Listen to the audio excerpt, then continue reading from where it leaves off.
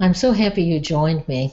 I'm Debbie with Craftwell, and I have to tell you, the eBrush has brought back to me a great love of something that I thought that I had really kind of lost. I love illustration, and I love items that are done in a macro sense. In other words, items that are brought up to a larger size than real life.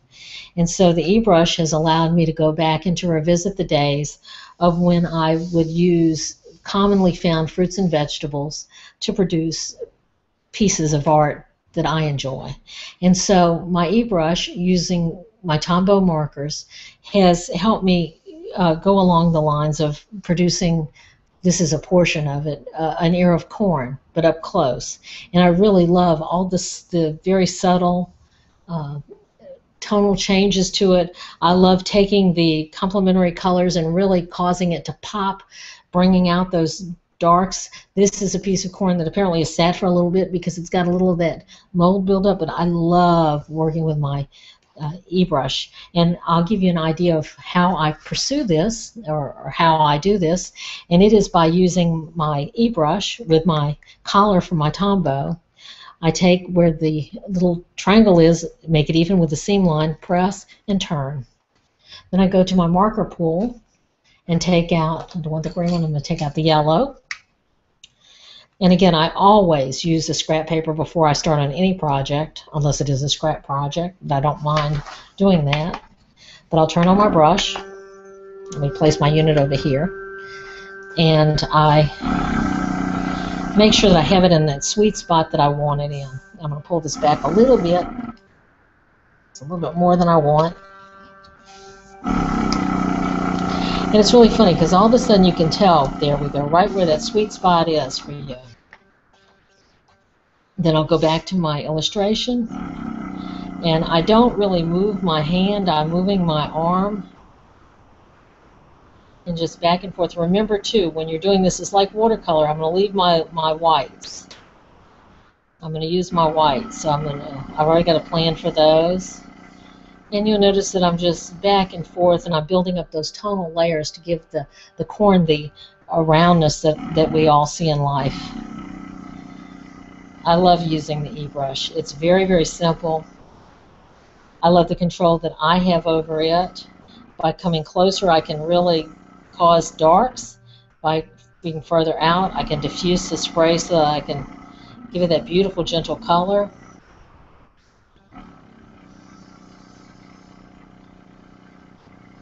I love the fact that I'm in control of what my eBrush does.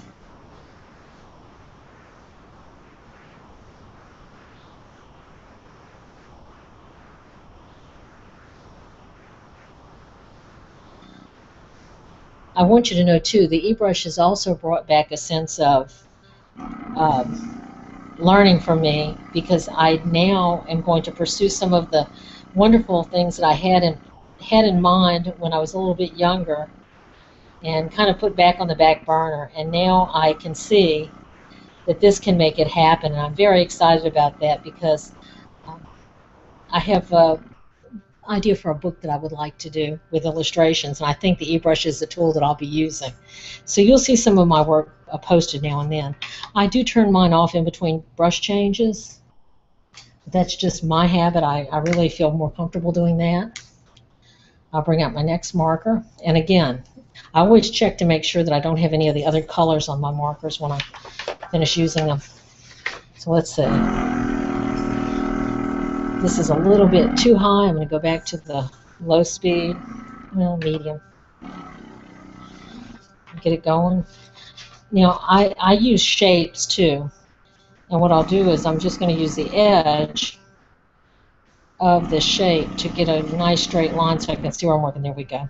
And I'm going to use the white that it leaves to give me a highlight. When you're using these too, especially with the Tombows, because they are water-based, just make sure you drag the edge to clean them off so you don't get that color on your work. And I noticed that there's a purple one here from the last time I used it, so I'm going to hold it out like this, and I'm just going to walk up the edge with it. Hold this, and you'll see it gives me a beautiful straight line. Come back in here, do some shading.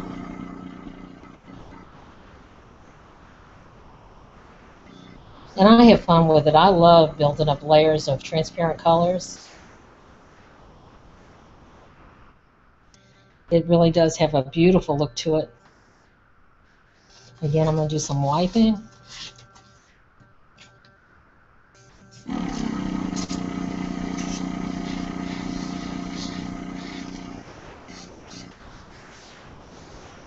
One thing that I find very nice too is when I'm working on a project, I know many of you do tonal work and you use your markers in a tonal way, which is beautiful. And in the aesthetic that I'm working with, I'm going to actually use the opposite, the complementary color to my primary color. I know that you've been warned against this because it does make mud, but when you're using this in a transparent way, in a light way, it can also pop out the image. So let me show you that as well. These are some of my favorite templates, and what I'll do is see, oh, that looks about perfect for this. So I'm going to turn this on again. Again, I always go to my scrap paper first to make sure that my marker is in the optimum position for me.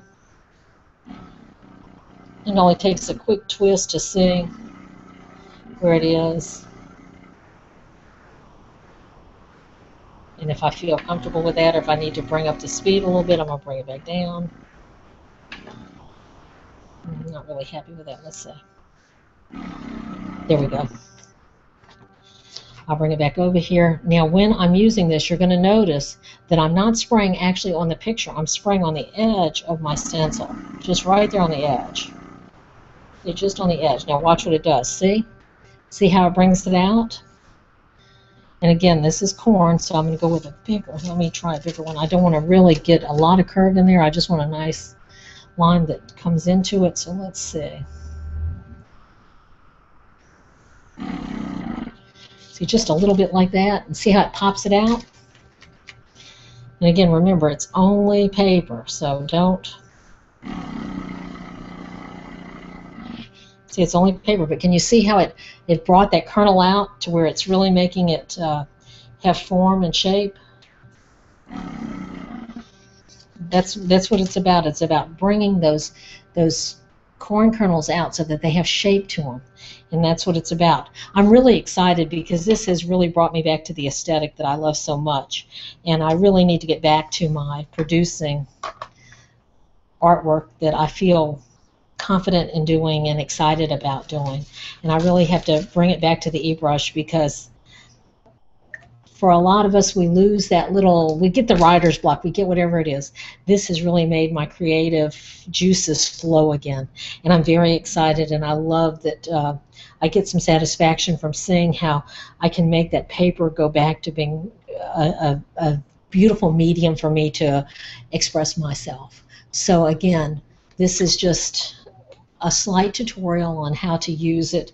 I'll do more later, but I just wanted to share this with you. I was very excited about it. So thank you very much for joining me. Debbie with Craftwell, the eBrush. And remember, your eBrush can be used for so many different things. Crafting, scrapbooking, HO model hobbyist, all kinds of things. But the main thing is to use it and have fun with it. If you have any questions or if there's anything you'd like to see done with it, please let me know. My name's Debbie with Craftwell. Thank you for joining me. Bye for now.